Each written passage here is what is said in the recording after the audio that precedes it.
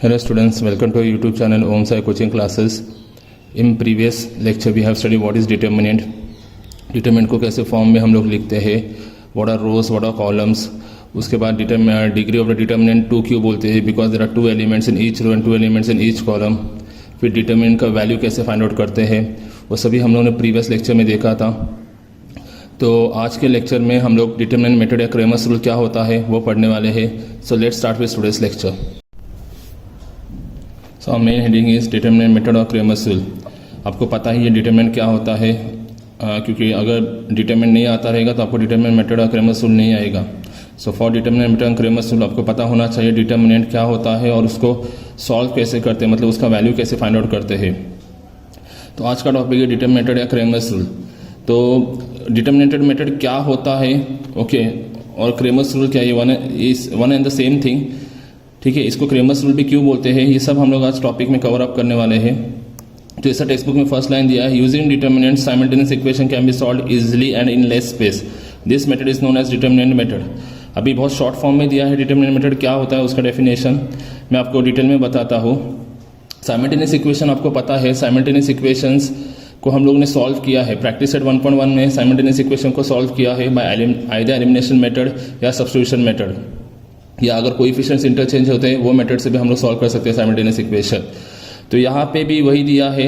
Determinant method क्या होता है, साइमल्टेनियस इक्वेशन को अगर हम लोग सॉल्व करते हैं यूजिंग डिटर्मिनेंट, फिर से रिपीट कर रहा हूँ, अगर साइमल्टेनियस इक्वेशन को हम लोग सॉल्व करते हैं यूजिंग डिटर्मिनेंट, ओके, ऐसे मेथड को ही हम लोग डिटर्मिनेंट मेथड बोलते हैं. Now what is determinant method? Determinant method a method in which simultaneous equation can B solve using determinants. Determinant के थ्रू हम लोग साइमल्टेनियस इक्वेशन सॉल्व करेंगे. ठीक है, ऐसे मेथड को डिटर्मिनेंट मेथड बोलते हैं. अभी साइमल्टेनियस इक्वेशन क्यों सॉल्व करते हैं हम लोग? To get the value of the given variable. तो कोई भी इक्वेशन में जो वेरिएबल दिया रहेगा उसका वैल्यू फाइंड आउट करने के लिए हम लोग साइमल्टेनियस इक्वेशन सॉल्व करते हैं. And what do you mean by simultaneous equation, आपको पता ही है. Simultaneous equations when we consider two linear equations, okay, in two variables at one time, those equations are called as simultaneous equations.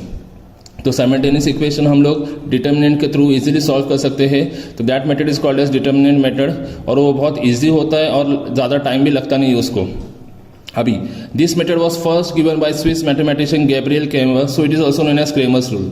Okay, अभी ये Swiss mathematician ये method provide किया था, that is Gabriel Cramer. इसलिए determinant method को भी हम लोग क्या बोलते हैं, क्रेमर्स रूल बोलते हैं, बिकॉज उन्होंने ही ये मेथड डेवलप किया. That is Gabriel Cramer, Swiss mathematician ने ये मेथड प्रोवाइड किया था, इसलिए हम लोग डिटर्मिनेंट मेथड को ही दूसरा नाम क्रेमर्स रूल बोलते हैं.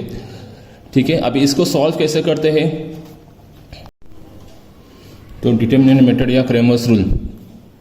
तो अगर हमको डिटर्मिनेंट मेथड या क्रेमर्स रूल यूज़ करना है तो हमेशा ध्यान में रखो इक्वेशंस ऐसे फॉर्मेट में ही लिखना है. That is a1x plus b1y is equal to c1, ये आपका फर्स्ट इक्वेशन होगा. And a2x plus b2y is equal to c2, that will be a second equation. मैं फिर से रिपीट कर रहा हूँ, अगर हमको क्रेमर्स रूल या डिटर्मिनेंट मेथड यूज़ करना है तो हमेशा कोई भी इक्वेशन रहेगा उसका ऐसे फॉर्मेट में लिखना है. That is a1x plus b1y is equal to c1 and a2x plus b2y is equal to c2.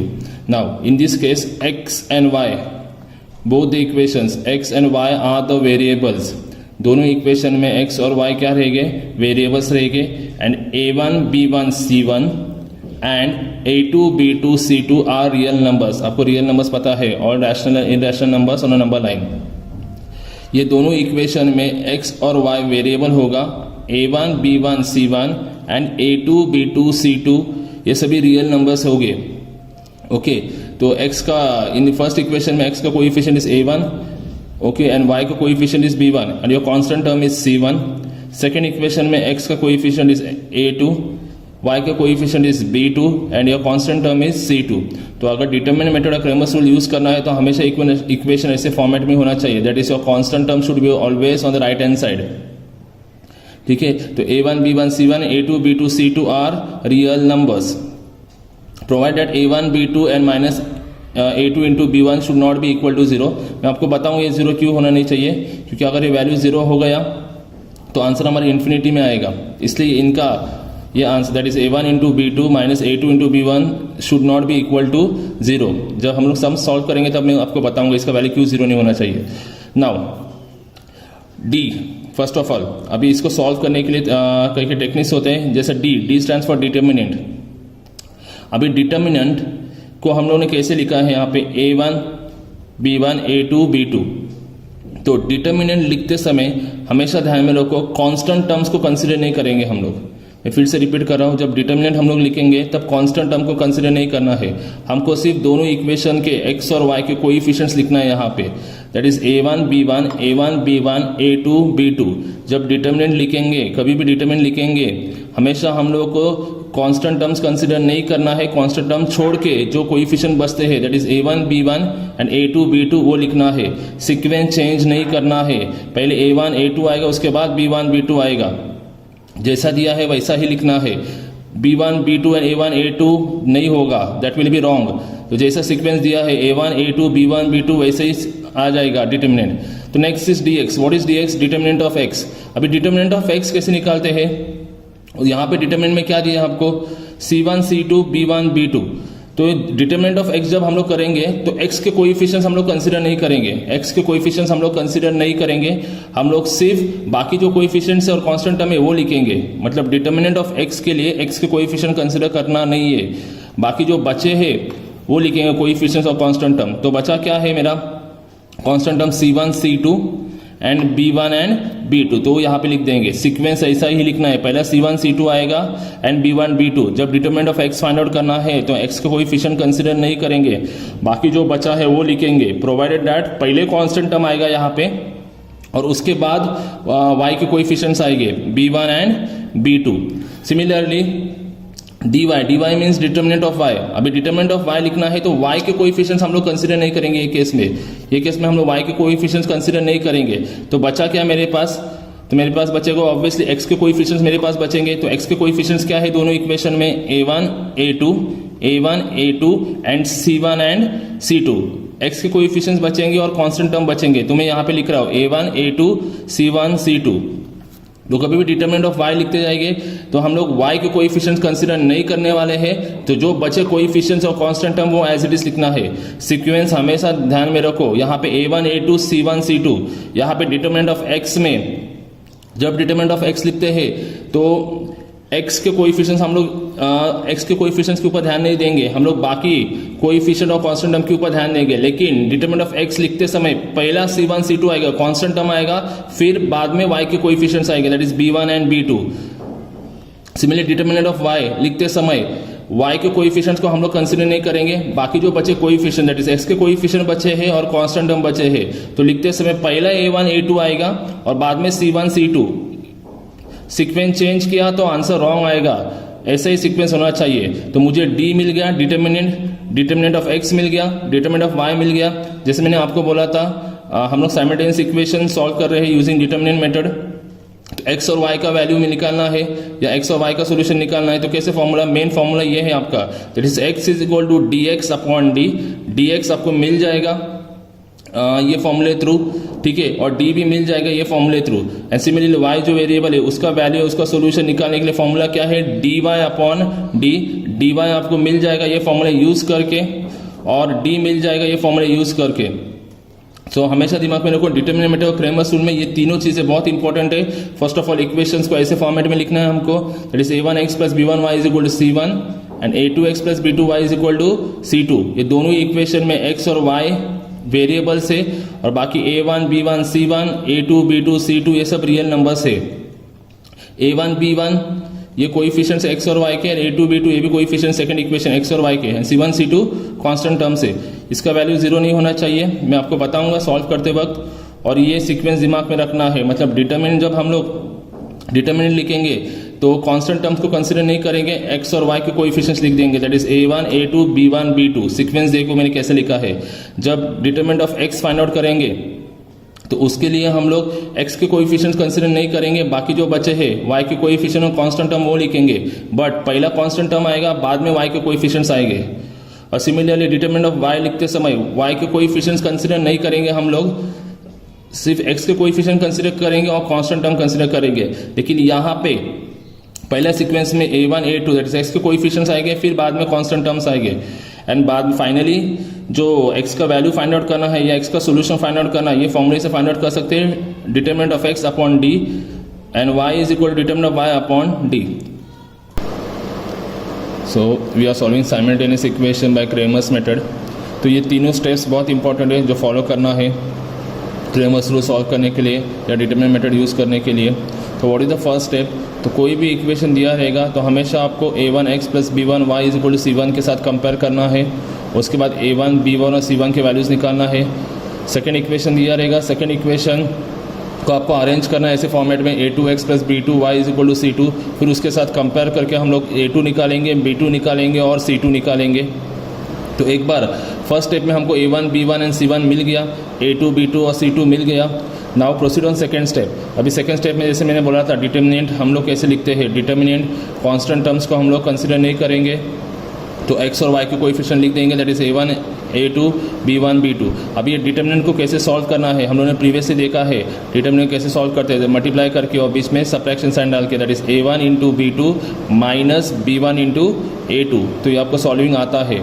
Similarly determinant of x कैसे निकालते हैं, x के कोएफिशिएंट्स हम लोग कंसिडर नहीं करेंगे, ठीक है. बाकी जो y के कोएफिशिएंट्स और कांस्टेंट टर्म बचे वो लिखेंगे, लेकिन सीक्वेंस मैंने बोला था पहला कांस्टेंट टर्म आएगा, उसके बाद y के कोएफिशिएंट्स आएंगे. और इसको सॉल्व कैसे करेंगे, that is c1 into b2 minus b1 into c2.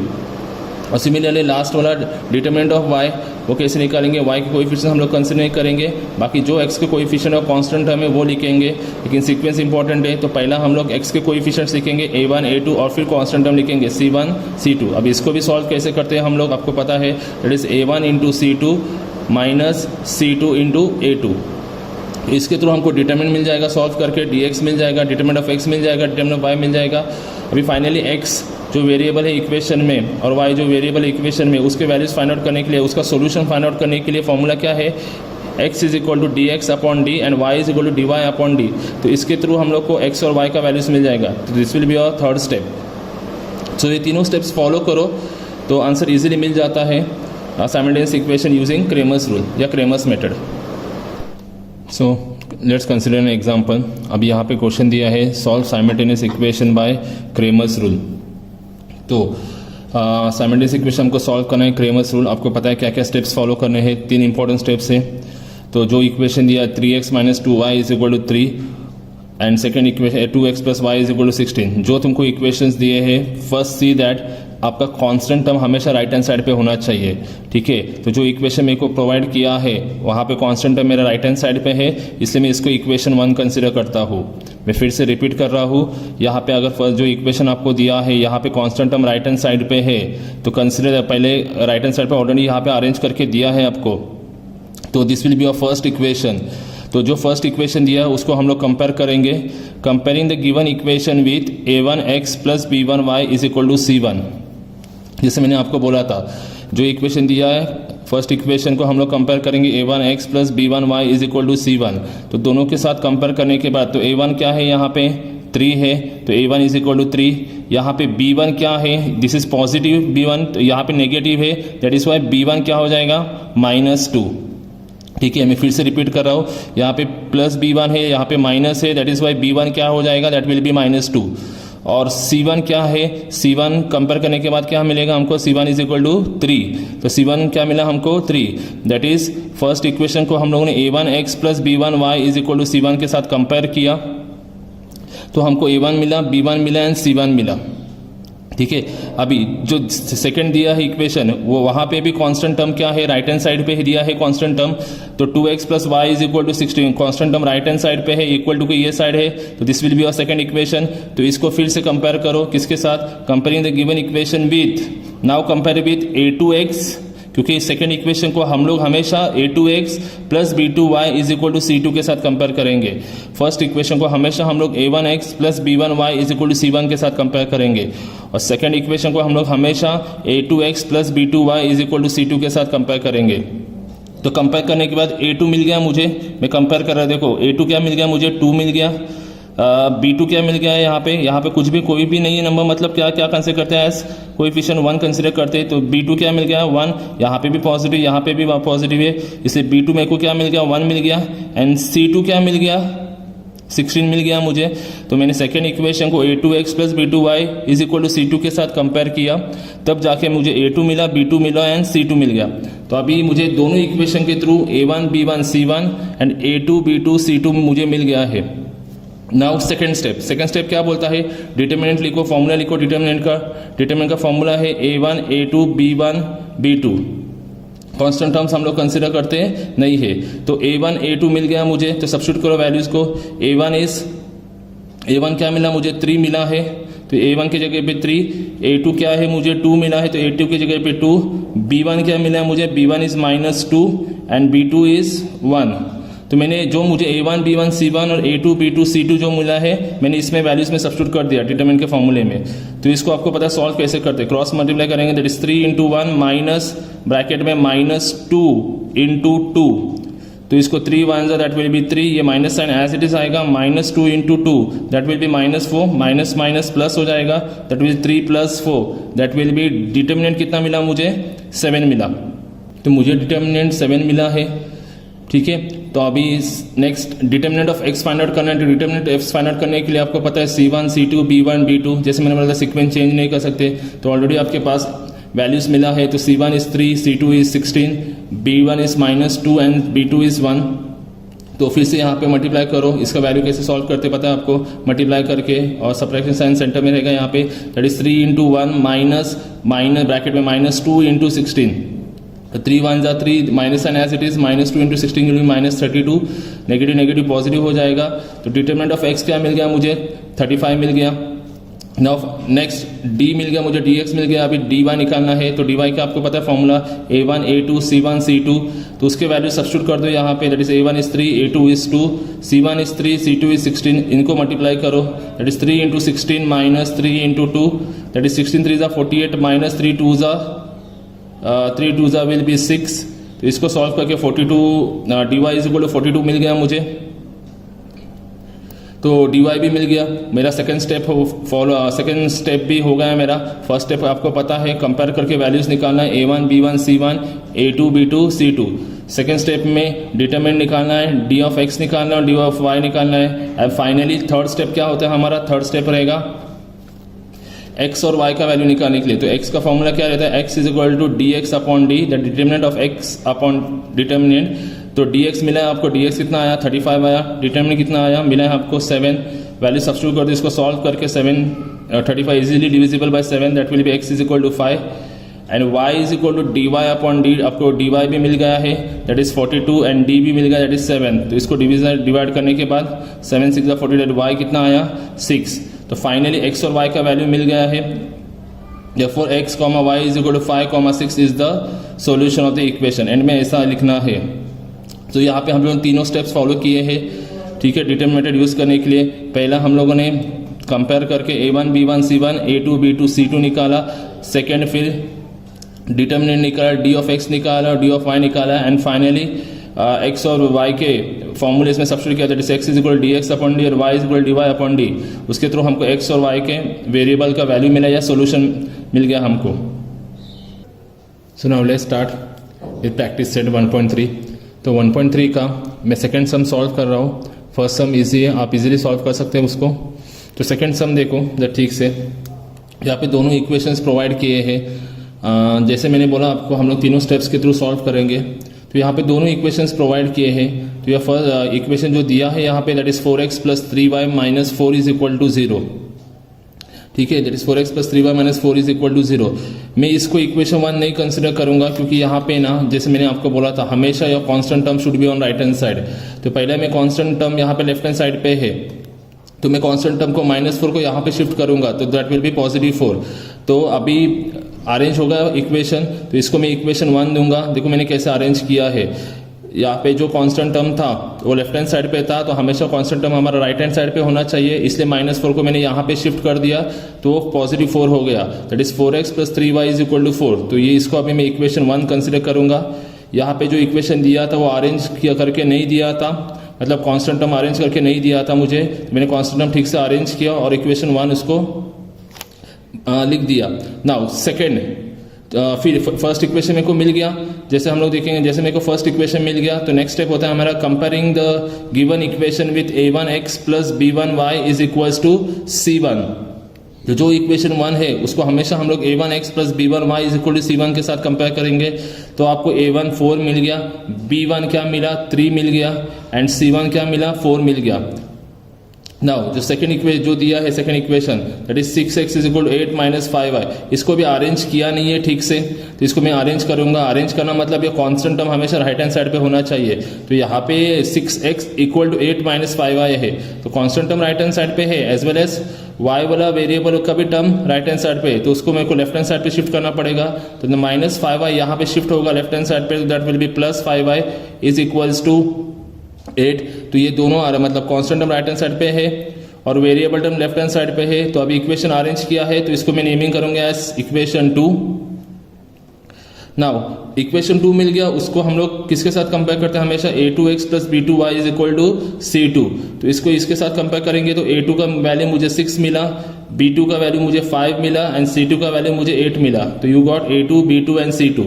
तो फर्स्ट स्टेप हो गया हमारा, first step a1 b1 c1 मिल गया, a2 b2 c2 मिल गया दोनों इक्वेशन के साथ कंपेयर करके।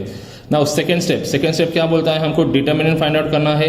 तो डिटर्मिनेंट आपको पता है a1 a2 b1 b2, value substitute कर दो यहाँ पे, what is a1 what is a2, b1 क्या है b2, और उसको सॉल्व करो। तो उसको सॉल्व करके मुझे डिटर्मिनेंट 2 मिला। सिमिलरली उसके बाद dx निकालते हैं, dx के लिए जो फॉर्मूला है c1 c2 b1 b2 वो मैंने लिख दिया यहाँ पे। इसको सॉल्व करके मुझे dx कितना मिला, -4 मिला। तो dx का भी वैल्यू मिल गया मुझे, dx मेरे को -4 मिला है। नाउ लास्ट इज dy का फॉर्मूला पता है a1 a2 c1 c2, उसके भी वैल्यू सब्स्टिट्यूट करो तो आपको इसका answer directly that will B solve करके आपको आंसर मिल जाएगा dy इज इक्वल्स टू 8। तो नाउ सेकेंड स्टेप भी हो गया हमारा। Now finally third step x is equal to dx upon d। तो आपको dx मिल गया है -4/2, दैट विल बी रिड्यूस करके x का वैल्यू मिल जाएगा -2 and y is equal to dy upon d। This dy already मिला है आपको, दैट इज 8 अपॉन डिटरमिनेंट आपको 2 मिला, उसको रिड्यूस करके 4 मिला। सो x और y जो वेरिएबल है उसके सोल्यूशन मिल गया मुझे। therefore x, y is equal to -2, 4 is the solution of the given equation. अभी एक चीज सबसे इंपॉर्टेंट है मैं जो बोल रहा हूँ अभी, ये डिटरमिनेंट आपको दिख रहा है, ये डिटरमिनेंट कभी भी वैल्यू 0 नहीं होना चाहिए।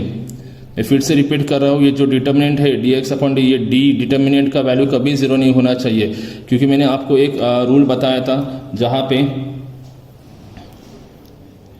a1 b2 minus a2 b1 should not be equal to 0। मैंने आपको ऑलरेडी बता दिया था, that is a1 b2 minus a2 b1 should not be equal to 0। ये एक्चुअली सॉल्विंग किसका है, ये सॉल्विंग डिटर्मिनेंट का है। डिटर्मिनेंट हम लोग कैसे लिखते हैं, a1 a2 and b1 b2, तो ये इसका सॉल्विंग है। तो इसका सॉल्विंग मतलब जब सॉल्व करेंगे तो हमको ये मिलेगा। तो इसका वैल्यू कभी भी 0 नहीं होना चाहिए, that should not be equal to 0। हमेशा ध्यान में रखो, अगर डिटरमिनेंट का वैल्यू यहाँ पे 0 मिला तो दिस विल बी -4/0, और डिनोमिनेटर 0 मतलब क्या रहता है, वो डज नॉट एग्जिस्ट, मतलब इन्फिनिटी रहता है। तो आंसर कभी इन्फिनिटी में तो नहीं आएगा, इसलिए हमेशा ध्यान में रखो ये जो डिटरमिनेंट दिख रहा है आपको, ठीक है, ये डिटरमिनेंट का वैल्यू कभी 0 नहीं होना चाहिए, ठीक है। That is why a1 into b2 minus a2 into b1 should not be equal to 0। ये वैल्यू किसका, ये सॉल्विंग किसका, ये डिटरमिनेंट का ही है ना, a1 into b1 minus a2 into b1। तो इसका वैल्यू सॉल्व करके कभी 0 नहीं होना चाहिए, वो भले कुछ भी आए डिटरमिनेंट का वैल्यू, भले पॉजिटिव आए नेगेटिव आए, लेकिन 0 नहीं होना चाहिए। अगर 0 आता है तो हमको आंसर नहीं, क्योंकि न्यूमरेटर अपन डिनोमिनेटर में अगर 0 रहेगा तो डज नॉट एग्जिस्ट ही नहीं होता, या इन्फिनिटी रहता है वो, ठीक है।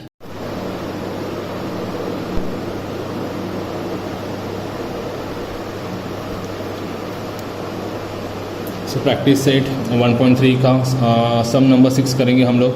बाकी सम्स बहुत इजी है, आप ट्राई करो, कुछ भी डाउट्स रहेगा तो मुझे व्हाट्सअप कर सकते हैं आप। तो 6 सम जो दिया है 2x, उसमें 2 इक्वेशंस प्रोवाइड किए हैं। तो फर्स्ट जो इक्वेशन दिया है 2x plus 3y is equal to 2, ये इक्वेशन को हम लोग इक्वेशन नंबर 1 कंसिडर करेंगे, क्योंकि ऑलरेडी अरेंज करके दिया है। अरेंज करना मतलब यह constant term should be always on the right hand side. तो यहाँ पे constant term right hand side पे है, तो दिस इज इक्वेशन 1, ठीक है। जैसे इक्वेशन 1 में जो मिल गया तो हम लोग कंपेयर करते हैं, comparing the given equation with a1x plus b1y is equal to c1। तो इसके साथ कंपेयर करेंगे तो a1 आपको 2 मिल जाएगा, b1 आपको 3 मिल जाएगा एंड C1 आपको 2 मिल जाएगा। ठीक है, सेकेंड इक्वेशन फ्रैक्शन में दिया है, that is x minus Y upon 2 is equals to 1/2। भले यहाँ पे constant term right hand side पे अरेंज किया है, लेकिन ये फ्रैक्शन में है तो ये थोड़ा सा कॉम्प्लिकेटेड होगा सॉल्विंग करने के लिए, तो उसको मैं पहले सिंप्लीफाई करके रखता हूँ। तो यहाँ पे डिनोमिनेटर में यहाँ पे भी 2 है और यहाँ पे भी 2 है, तो multiply by 2 on both sides. तो दोनों जगह 2 से मल्टीप्लाई करेंगे, क्योंकि यहाँ पे भी 2 है और यहाँ पे भी क्या है 2 है, तो सभी जगह पे 2 से मल्टीप्लाई किए, तो यहाँ पे भी 2 से मल्टीप्लाई किया, यहाँ पे भी 2 से मल्टीप्लाई किया और यहाँ पे भी 2 से मल्टीप्लाई किया, तो 2 into X will be 2x, 2 and 2 will get cancelled and यहाँ पे आ जाएगा minus Y is equals to this, ये 2 और ये 2 भी कैंसिल हो जाएगा, दैट विल बी 1। तो अभी इसको इक्वेशन 2 कंसिडर करेंगे, क्योंकि यहाँ पे already constant term right hand side पे है, मतलब अरेंज करके दिया है, तो इक्वेशन 2 मिल गया। इक्वेशन 2 को हम लोग हमेशा किसके साथ कंपेयर करते हैं, a2x plus b2y is equal to c2, जहाँ पे a2 का अगर इसको मैं इसके साथ कंपेयर करूँगा तो a2 का वैल्यू 2 मिलेगा मुझे, b2 का वैल्यू विल बी -1, यहाँ पे प्लस b2 यहाँ पे माइनस है, तो b2 का value will be -1 and c2 will be 1। तो मुझे a1 b1 c1 मिला, a2 b2 c2 मिला, तो मुझे फर्स्ट स्टेप मिल गया। नाउ सेकेंड स्टेप जैसे बोलता है पहले d फाइंड आउट करना है, तो फॉर्मूला पता है आपको a2 b1 b3, तो उसके वैल्यूज़ मैंने यहाँ पे सब्स्टिट्यूट कर दिए, इसको सॉल्व कर दिया तो इसका डिटरमिनेंट का वैल्यू मुझे -8 आया है। जैसे मैंने आपको प्रीवियस समय बताया, डिटरमिनेंट हमेशा इधर पॉजिटिव या नेगेटिव आना चाहिए, डिटरमिनेंट का वैल्यू 0 नहीं आना चाहिए, क्योंकि उसका रीज़न मैंने आपको बताया है, क्योंकि वो सॉल्व नहीं कर सकते, वो डज नॉट एग्जिस्ट रहता है, इन्फिनिटी होता है। तो हमेशा ध्यान में रखो डिटरमिनेंट का वैल्यू आइदर पॉजिटिव तो आएगा या नेगेटिव तो आएगा। अगर बाई चांस आपको डिटरमिनेंट का वैल्यू 0 आता है, मतलब आपने रॉन्ग किया वो सम, तो डिटरमिनेंट का वैल्यू हमेशा पॉजिटिव आएगा या नेगेटिव आएगा, ये केस में।